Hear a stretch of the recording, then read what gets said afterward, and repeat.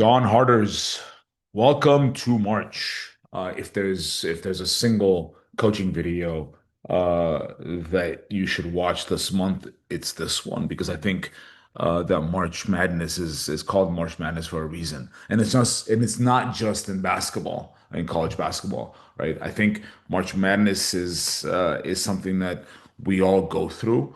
It's a mindset. It's a reminder that anything can happen when preparation meets urgency. I think that a lot of you guys really need to take this month and understand exactly what do you expect from it and make decisions around it, right? I think you really got to benefit from the month and the momentum that it creates, but there is no momentum. You're not going to be able to do much without discipline. And I want you to write a word down right now as you're watching this. I want you to write down the word intensity because I think that's what's required in order for you to really close out the quarter and start Q2 with a bang, right? I think the teams that win in March, whether it's in college basketball, in any sport, any business, are not the ones who are the most talented. I think I've said this over and over again. You see it all the time in sport, and you see it all the time in business. It's not the most experienced or the hardest working. It's the one that's the most focused, the most prepared, the one that's committed to their systems. Okay. I think March is about separating yourself. I think March is about raising your energy, really tightening your process, and then finally competing at a higher level. I don't think it's one big listing, one big play. You're not going to expect to hit a home run every single time. I think it's about executing the fundamentals over and over and over again. I think the agents that treat March like a championship run will see the results no matter what, right? But I'm not focused on that. I think as long as you bring urgency, as long as you bring intensity, I think as long as you bring focus, you're gonna have a phenomenal end of Q1. But before you start working on the month, I would recommend even taking the day off today, right? Yes, I said taking the day off today and really understanding exactly what the month of March is going to look like. At the very least, cancel your appointments for this morning, and don't put together like a vague plan. Like a lot of you guys, I'm gonna crush it in March. Okay, what does that mean? That's not a real plan, right? You need to put together something that tells you exactly what it is that you're doing each and every single day, how you're going to track it, and I would also choose a couple few agents that are going to hold you accountable, right? Um, Again, not really worried about outcome. Please trust me when I tell you this. I was an outcome guy. For those of you guys who have been here for a minute, know exactly what I mean. It was about how many listings, how many open. No, it's not about that. It's not about escrows. It's not about any of that. It's about and take it from my experience, right? Results take care of themselves when your process is right, when your systems are being executed, right? I think the key is simple. I think decision making is more important than anything else, right? Decision making on actions daily, how you're going to execute them one by one each and every single day, um, and remove feeling from the whole entire thing, right? And I was having a conversation with someone last week, and I was talking about feeling, right? I don't feel like doing it this morning. Well, guess what? If you've got something that's part of your routine, you remove feeling from the entire equation, right? So it's about executing things that you committed to, the decisions that you make. So decision making for me is everything, right? Your life and your business, I think, are the sum of all your daily decisions. It's just about that. So March is about choosing the actions that compound. And remember what I always say, right? What you do in these next 30 days, you're going to see show up in your business over the next 90 days. So most of what you do or what you did in Q1 is going to pay in Q2, and Q2 will thank you for it. So my first step is kind of review January and February, right? Even if you hated January and February, I think you should review it because if you want to build March, you want to look at what happened in February and just January and February, excuse me.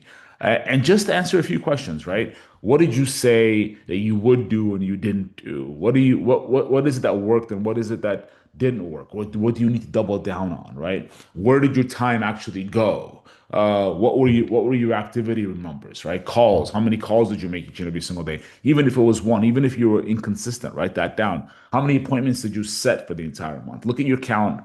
CMAs that you sent out, open houses, how much content did you create, how many blogs did you put up, what were your output numbers, right? Did you sign any clients, did you write any offers, right? Review all that, right? Did you open any escrow, did you close an escrow?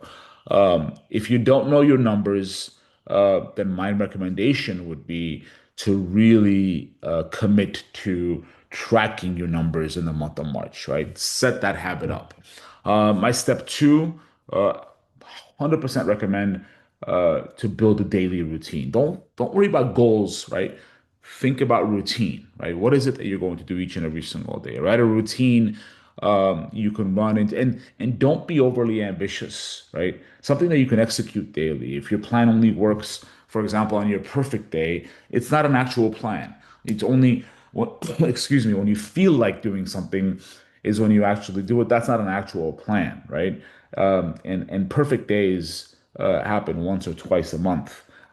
It's the not so perfect days that you need this plan for, right? So your March plan should answer things like, what do I do daily? What do I do weekly? What do I expect from this month? What am I tracking? And who is holding me accountable? That's what I would insert step three into this whole entire thing. And the whole theory behind compete in Swarm, when you go to my growth and you click on compete and you select a few agents, is to get those agents to hold you accountable. So don't just send them a message that you'd like to compete, and then that's it. Give them a call, connect with them, right? Don't do this alone. Pick 2 to 4 agents, and I think creating a 30-day challenge with a few simple rules, right? And get to it. Every post, for example, means something. Every commitment means something. Every single miss means something. And I would recommend possibly scheduling, yes, put it on your schedule, put it on your calendar, a 10-minute check-in. What worked, what didn't, what changes need to be made. Just talk through it with the 2 to 4 people that you committed to for the month of March. I would either A, do one-on-ones, or hey, do a Zoom, right? Or get together. Don't do this alone. It's difficult for you to do it alone, but definitely make sure that you choose a couple few people that are going to show up, that have the same type of discipline and commitment to this business that you do. Um, what should you include in the month of March? My recommendation, again, don't make it too complicated, right? So put a list of action items together. It's a list of non-negotiables, like I always say. How many calls are you making? How many meaningful conversations are you having? How many follow-ups? How many appointments? How many offers? How many CMAs per day are you sending? Look at your morning routine. What does your morning routine look like? Once a week off markets. How many contacts are you adding each and every single day? Look at the number of contacts that you already have, right? A lot of you guys are so focused on creating new contacts that you neglect the existing contacts. What's the point of creating new contacts if you're going to treat them the same as the existing contacts? So perfect contacts, right? Listing alerts, physical addresses, birthdays. Make sure that each and every single one of those contacts have Market Insider, for example. Notes, follow up. Who do you need to connect with? Who are you connecting with daily, right?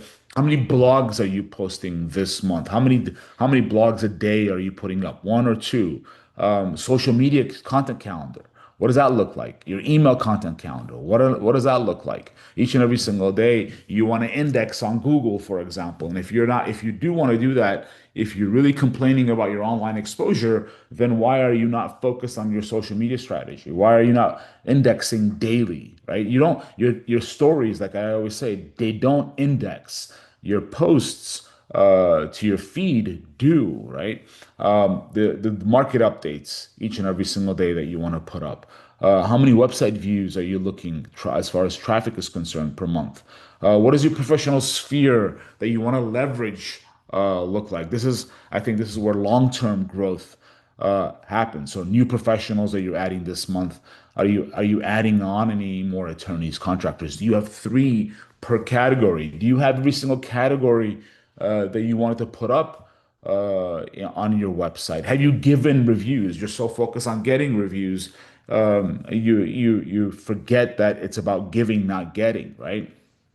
Are you putting together any lunch or coffee meetings this week, or how many times this month, right? Is there anything that you're doing as far as co-marketing, co-branding is concerned with some of your professionals? Maybe something, if you've already done the breaking bread thing, now all of a sudden you want to do a few Zooms this month, teaching something that you've learned to your entire professional database.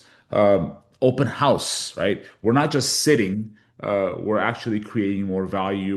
We're attracting more to our brand, to more business. So, all right, first things first, you make a decision on how many open houses you're going to do this month. And then you're going to make a decision on how much traffic you're going to create, how many invites are going to be sent, how many people are going to be showing up. Are you door knocking expireds in the month of March? Are you putting up safe and slow signs in the month of March? Neighborhood invitations. Are you inviting all your vendors, all your contacts? Are you sending out emails? Are you doing any Twilight open houses on brand new listings that you got this month? So I think it's clear, right, that you can put together a plan that you can be proud of. Don't make it complicated, right? Because if you make it too complicated, it's not going to happen. Make sure that you pick someone or a couple few people that are going to hold you accountable. Pick a few core actions, ones that you know are going to move the needle, right? Track them daily. I think you should compete with a couple few. And again, this is not about winning a race against your peers, against colleagues, or whatever. It's about having them hold you accountable. It's about not doing it alone.